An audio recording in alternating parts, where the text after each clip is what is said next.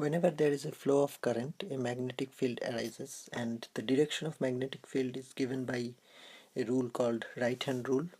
So this is something like this. Let's say there's a conductor here and current is going in this direction upwards. So I is that way. Now if the conductor is grabbed by right hand rule so that the thumb is pointing towards the current, towards the direction of the current, so it's something like this, the fingers will go like that. It's hard to draw, but it's just grabbing it with right hand and the thumb is pointing towards the direction of the current. Then the other fingers point to the direction of the magnetic field. So in this case, since the current is going upwards and if it is grabbed with right hand side, the magnetic field will be counterclockwise. Similarly, if the current was downwards, going downwards, it has to be grabbed with right hand side, with the right hand again. The thumb will point downwards and the fingers, so that this will go like that. The magnetic field, the magnetic flux will go this way. That means towards the clockwise direction, we can say. And this one also applies to something like this. Let's say a wire is like that. So it's like a coil here on a magnetic material. So this is current is going in this direction. So here, then this is the other side which we cannot see, then it's again coming back. That means the current is going. If again we grab this thing, now we are grabbing so that the fingers point towards the direction of the current, then we can see the thumb will point towards this direction and this will be the direction of magnetic field or flux. So flux will go this way in this case, so that way. And we know magnetic fluxes are closed lines, so it will come back like that. So like that. So this law is known as a right hand rule because it is applied with right hand. Also Fleming's left hand rule and right hand rule. Left hand rule is for motor action and right hand rule is for generator action. So basically what left hand rule says is we have to just arrange our three fingers, thumb, index finger and middle finger of right hand in such a way so they are in perpendicular with each other, although each of them is perpendicular with the others. So basically this is thumb, this one is the index finger, and this one is the middle finger. So it's three-dimensional basically. This one, the middle finger, is going inside the board, I mean going towards the board, inside the board rather, and this one is upwards, the thumb, and index is towards left. So if we can arrange it that way, that means for motor the force is the motion is the result, but we have a magnetic field and we have a current. So this index finger represents the current, this M, which is the middle finger, represents the magnetic field, that is B. If it happens, then the result, which is the rotation or the force, the coil will experience a force upwards. That's what it says. This is the rule.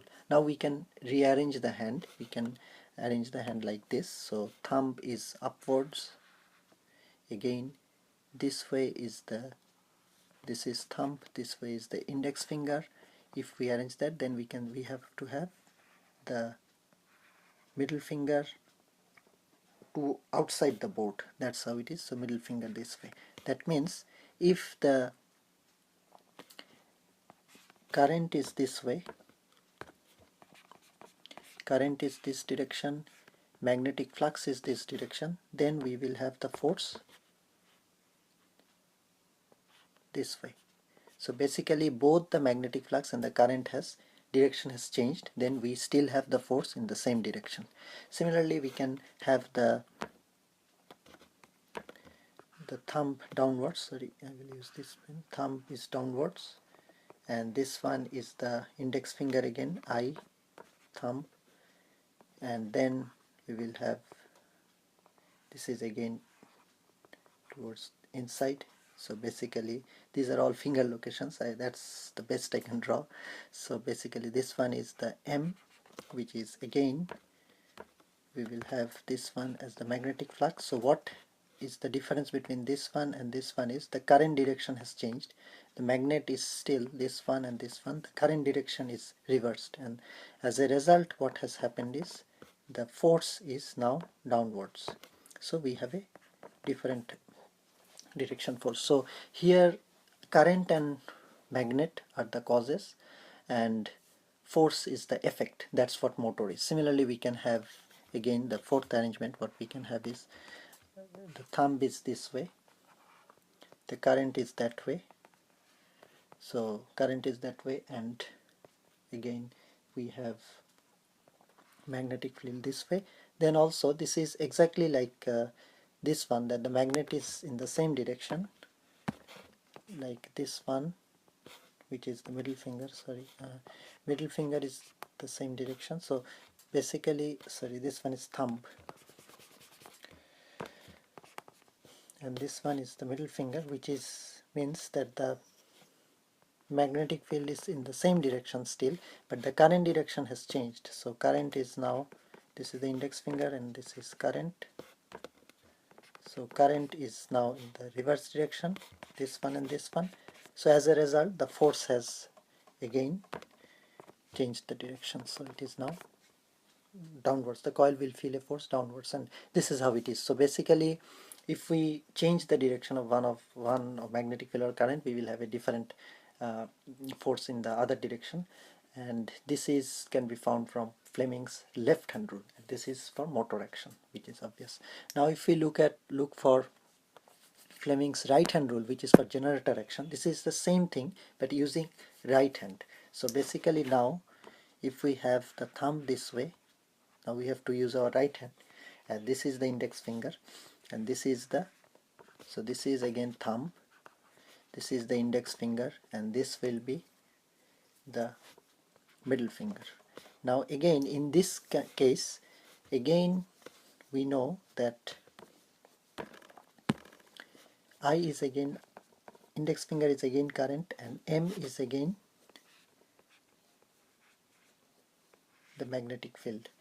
So this one is the motion, T is the motion, which is the velocity. Now in this case I should have written I if I want to make this similarity with the earlier one. Current is actually the result. So basically we have in a generator, we have a magnetic field, we have a motion of the coils. As a result we generate current.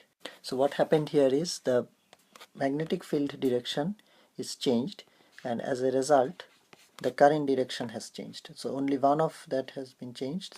As a result the middle finger is there, which is this one. It has, the direction is now outside the board in this case, and this was inside, I mean entering the board, and this is coming out of the board. That's why what you can say.